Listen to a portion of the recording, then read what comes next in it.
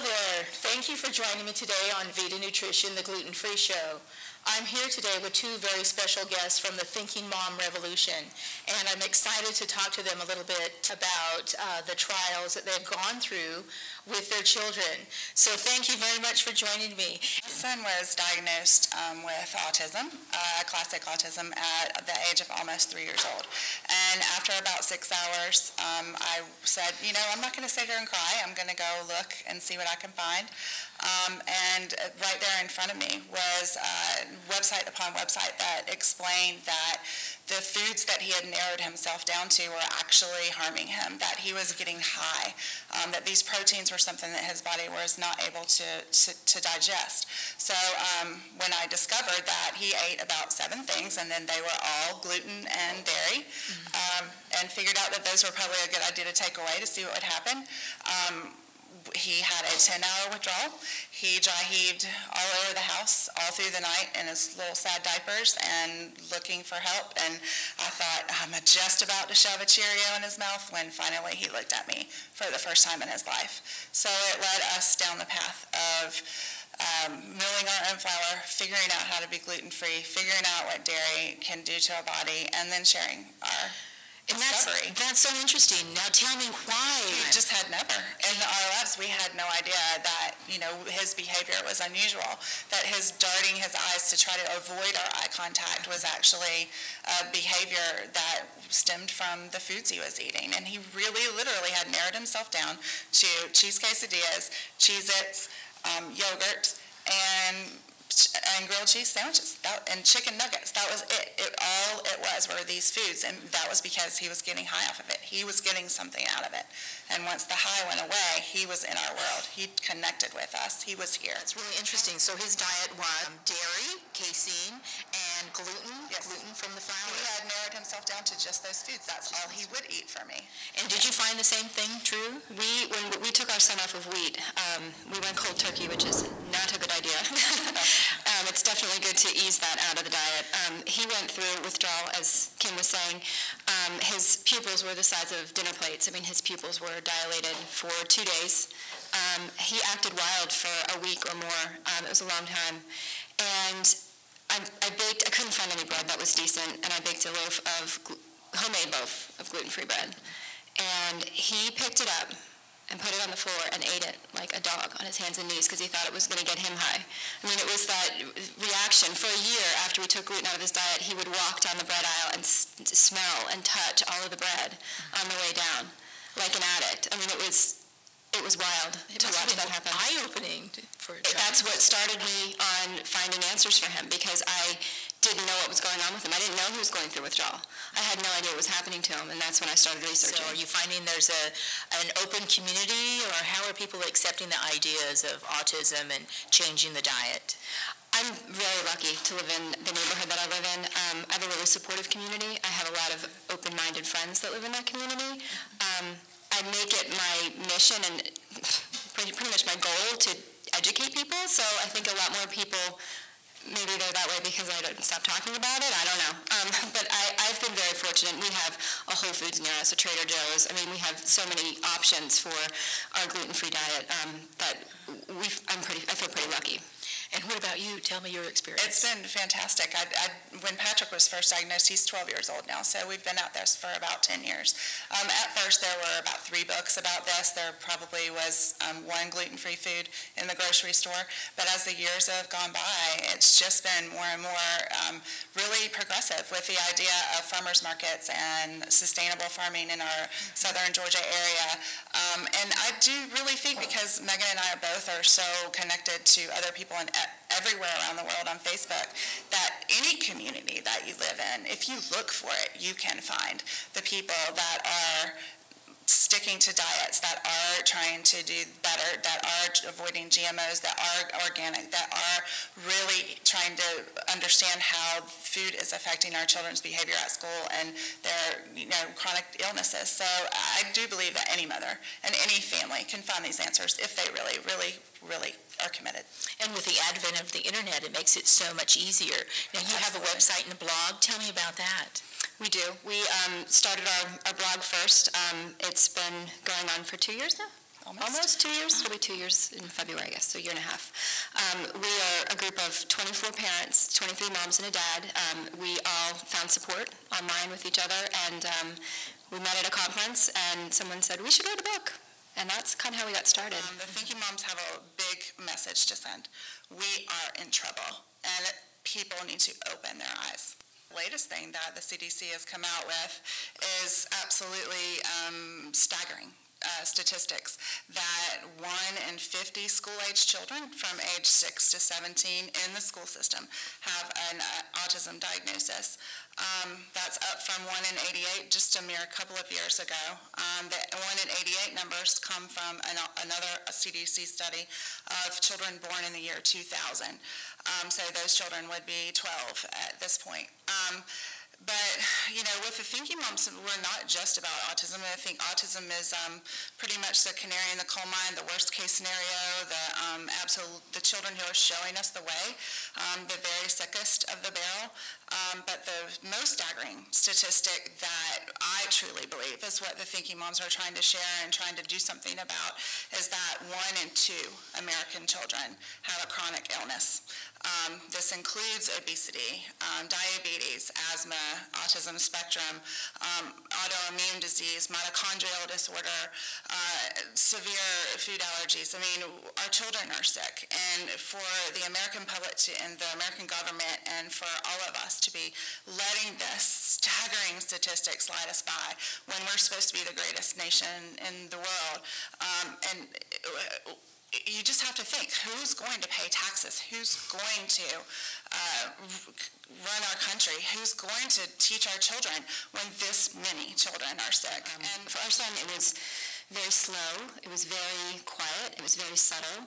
And he stopped developing. For us, it was a lot of antibiotics. He was on antibiotics for ear infections for years. And with each subsequent antibiotic, he just got a little bit more sick.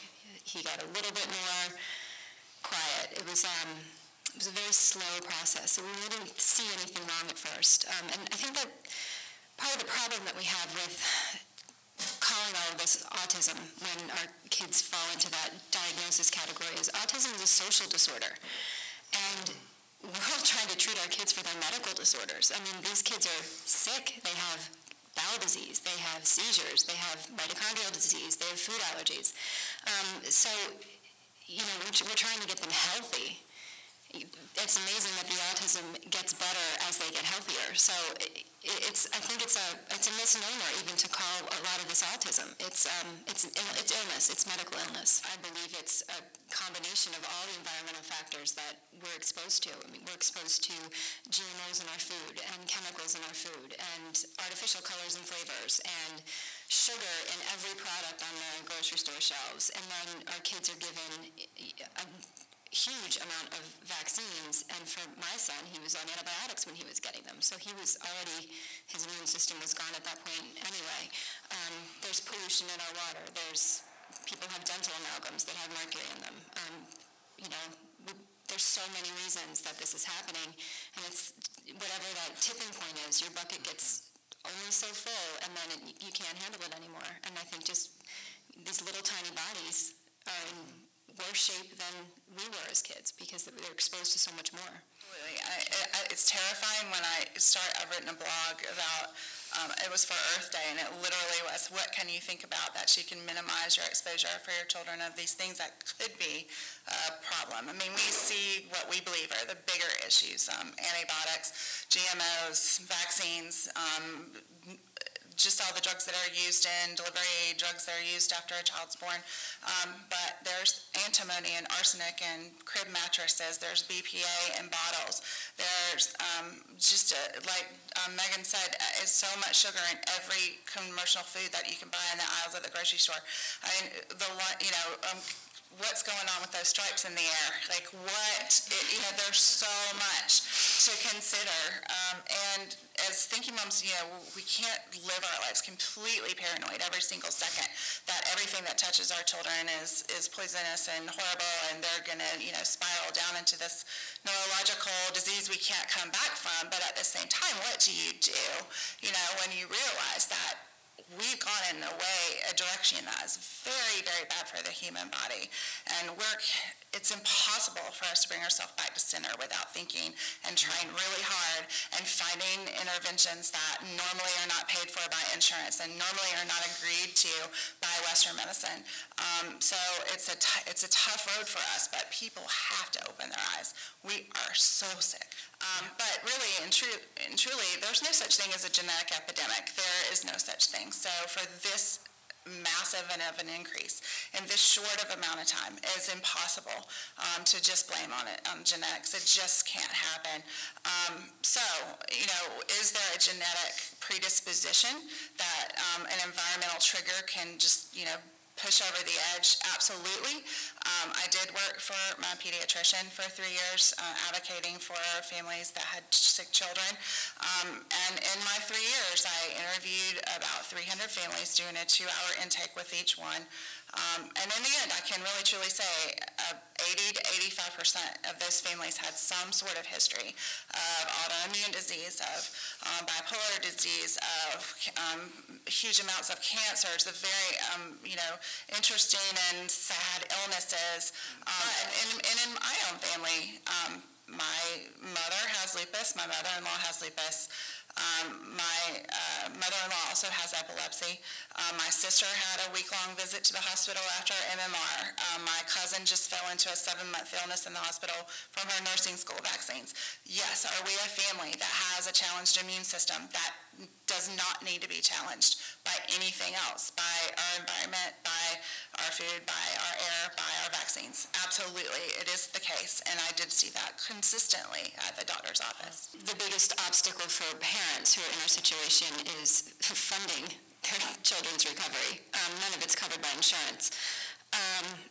And the doctors are few and far between that believe or, choose to acknowledge that it is treatable.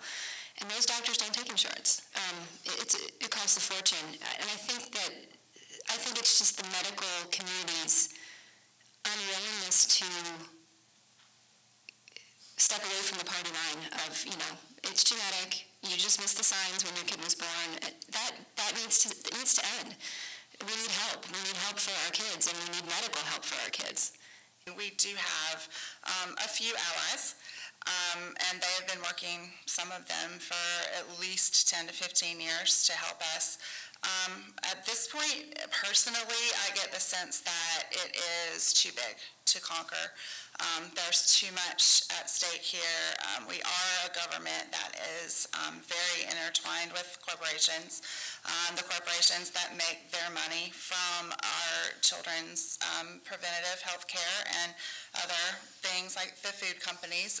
So when they're intertwined like that and when there isn't so much influence, it's very difficult for someone to step outside of the party line. We do have some congressmen that even have a medical background that agree that this has gone on too long, that this is very devastating, that this needs to end now, but it is a big fight.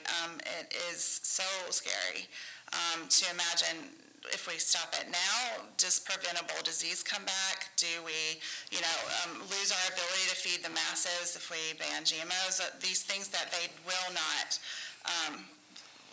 accept that they need to face. But on the other hand, in our eyes, we say stop it now because it's only going to get worse. Pay the price now to get over it. Just stop it. Stop it, please. In my case, it was irresponsible vaccination. Kids who are on antibiotics and sick shouldn't be getting them. There's no having a vaccine. Getting a vaccine is a medical procedure, and we're led to feel fear. There's fear surrounding vaccines. That is the bottom line. You're afraid to not get them.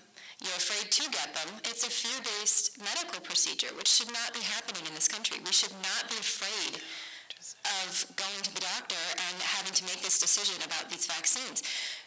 I don't believe that if they were okay, that we would feel like this about them. I know that they affected my son. I know they did. Did I see an immediate reaction with them? No, but he was given his MMR while he was on antibiotics. His immune system was shot. And it's not good practice. but it's still happening. I hear it in the lines at preschool. Oh, she got her MMR today, but she's on antibiotics for, this sinus infection. So it's still taking place, and it's terrifying that we're not more careful with such an irreversible medical procedure.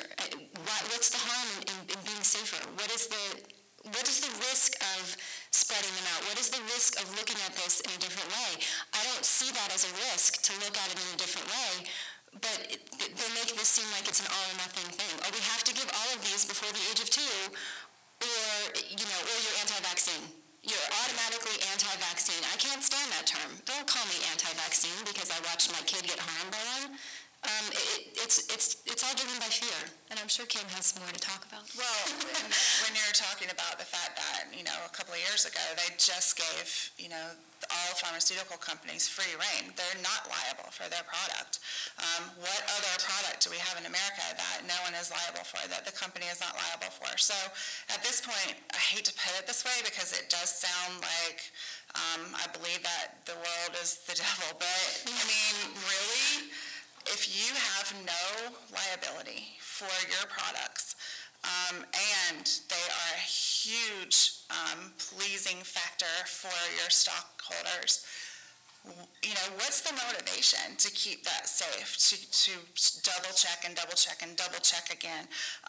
The only thing that I can hope is that we're reaching a tipping point, sadly to say, that there are so many sick children and so many furious parents and so many people that need help that they'll have to look at it. But at this point, they have no recourse whatsoever. Our preventative medicine, we have more preventative medicine at well visits now than we've ever had, and we're not healthier.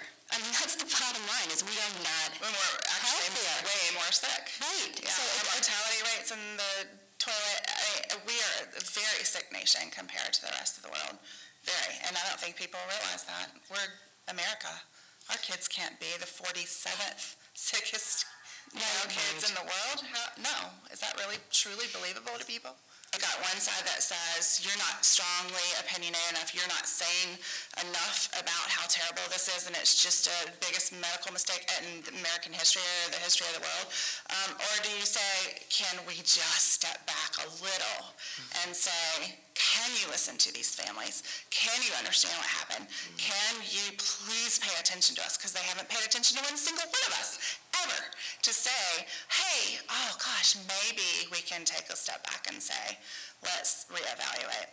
We don't know where to go. I feel different about it every hour. And I think what the really important thing people need to take away from all this is do your own research. Don't listen to me. Don't listen to me. I might not know what I'm talking about. Go do your own research. Don't take your doctor's word for it that, this is going to be fine. Every medication has side effects.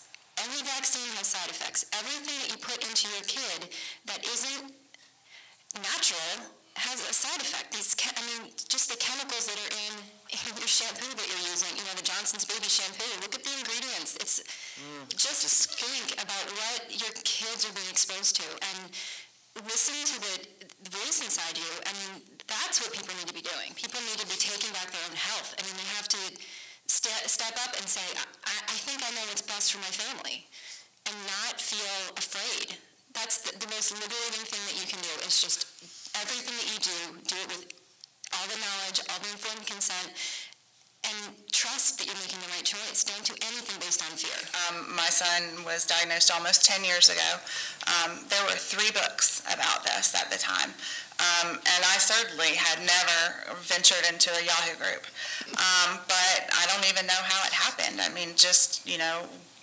Google, was it even Google at the time? Maybe it was an AOL search that just led me to all of this. I just feel so lucky on one hand to have had this happen to my family at a time when all of this resources were just blooming. I also do feel really sad for us that we're kind of on the forefront of this hot mess. So what do we have literally found a way together it started with Yahoo groups, and then thank you, Facebook. And tell me the name of your book. The Thinking Moms Revolution. Thinking Moms Revolution. Where can we find it? www.thinkinmomsrevolution.com. So you're here on the West Coast for a few more days? Yes. And if people wanted to reach out to you, what's the best way to do that? Through our website. There's a contact email there, or they can find us on Facebook, send messages through Facebook if you're on Facebook a lot. That's the best way to get in touch with any one of us.